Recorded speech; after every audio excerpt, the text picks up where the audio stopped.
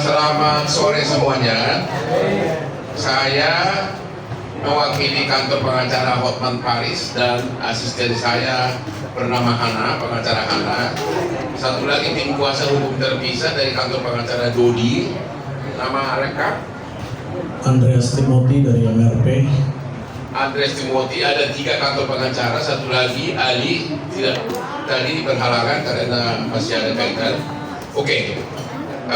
Kami adalah kuasa resmi dari Nadiem, terutama kantor kami sudah dari sejak awal.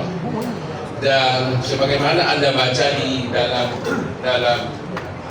dalam press release daripada kejaksaan bahwa katanya ada markup. Katanya ada markup dalam pengadaan laptop tersebut. Markup ya. Kalau markup kan berarti harganya wajar kan? Oke. Kami tidak mau berspekulasi. Yang jelas sampai hari ini tidak ada 1 sen pun uang yang mengalir atau kata saksi diberikan kepada Nadiem. Sekali lagi, tidak ada 1 sen pun, baik dari segi bukti rekening bank maupun dari segi saksi yang menyatakan Nadiem pernah terima uang. Tidak ada. Jadi persis sama dengan kasus Tom Rembong. Ya, itu dulu dari segi. Jadi unsur memperkaya diri belum terbukti. Kan korupsi itu kan harus memperkaya diri atau memperkaya orang lain. Ya, jadi untuk memperkaya diri belum ada bukti. Nah, sekarang unsur memperkaya orang lain. Kalau memperkaya orang lain kan berarti ada markup kan? Ternyata ya BPKB sebagai lembaga resmi yang mengaudit apabila terjadi kerugian negara sudah 2 kali melakukan audit atas proyek pengadaan laptop oleh Kemendikbud ini ya. Ada dia di sini, ada yang sudah terima. Inilah hasil auditnya. Ada 1 dan 2 ya. Sudah diaudit untuk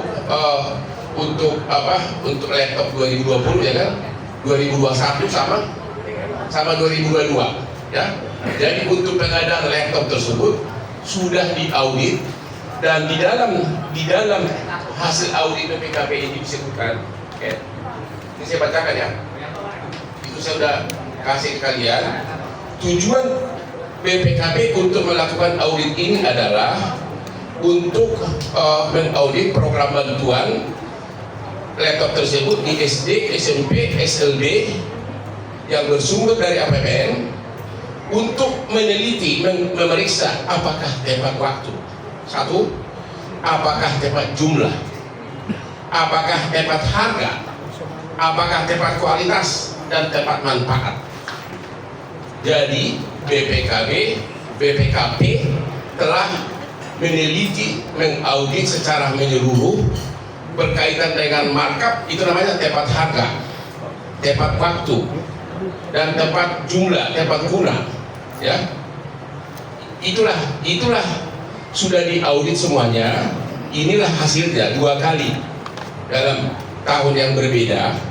Oke. 2 kali diaudit. Oke. Sekarang apakah benar ada markup? Ya, sekarang inilah hasil dari BPKB ya. Ya, untuk tahun anggaran 2020 ya disebutkan di sini bahwa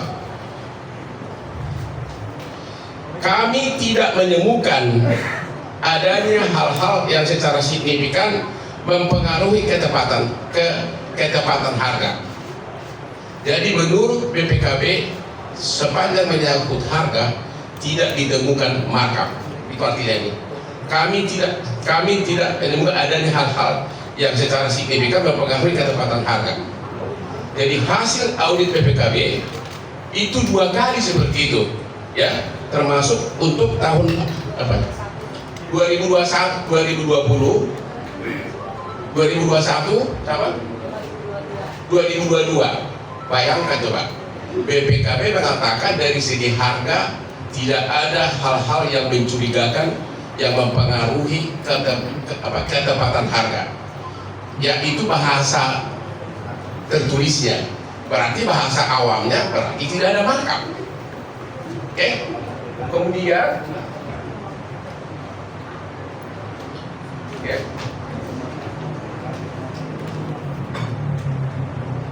Itu di dalam 2 kali audit dilakukan oleh BPKB yang itu kami udah kutip di situ, semuanya disebutkan bahwa tidak ada. Ya. Kemudian mengenai cara prosedur pengadaan laptop tersebut disebutkan di sini bahwa pembelian laptop tersebut melalui Lembaga Kebijakan Pengadaan Barang Jasa Pemerintah LKPP. Ya, di sini diaudit semua tuh, ya, diaudit semua. LKPP itu kan langsung lembaga pemerintah itu, bukan ada yang melaksanakan. Di sini Anda bisa lihat di sini bahwa di dalam harga awal 6.499.000 per laptop di LKPP, 6.499.000 itu yang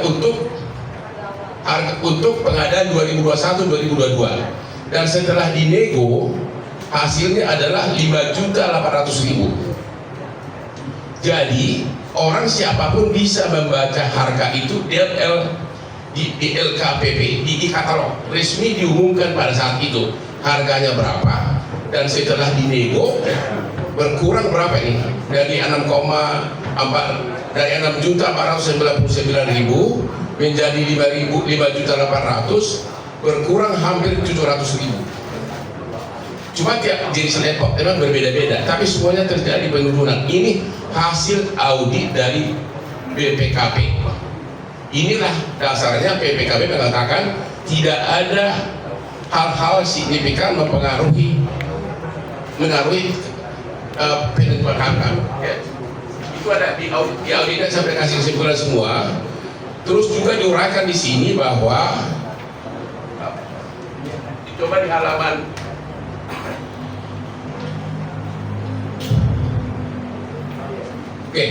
di halaman 3 disebutkan sudah pemanfaatan Chromebook tersebut sudah 94%, guru 86%, kepala sekolah 50%. Jadi hasil audit ini dilakukan di 22 provinsi. Ya, BPKB melakukan audit di 22 provinsi yang semuanya mengatakan telah menerima